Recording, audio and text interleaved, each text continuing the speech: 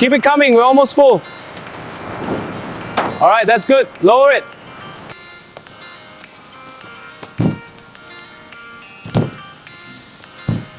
এখন আমফলো নামিয়ে প্রথমে কোয়ালিটি চেকের জন্য প্রস্তুত করা হচ্ছে। হ্যাঁ ঠিক আছে, সাবধানে চালাও।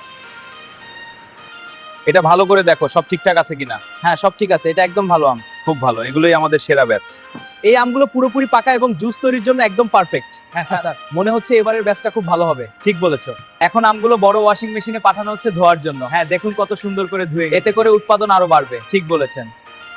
উচ্চচাপের পানি সব ময়লা পরিষ্কার করে। হ্যাঁ দেখুন কত পরিষ্কার হয়েছে। ভালো, এবার পরের ব্যাচে যান। ধোয়া শেষ হলে আমগুলা কাটার সেকশনে চলে যায়। এই মেশিন ফ্রুট আম কেটে ভেতরের অংশ আলাদা করে।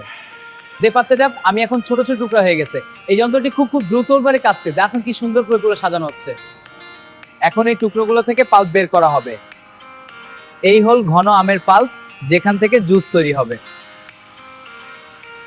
এখানে পাল্প ভালোভাবে মিশিয়ে জুসের বেস তৈরি করা হয়। এই মেশিন জুসকে ফিল্টার করে সম্পূর্ণ করে।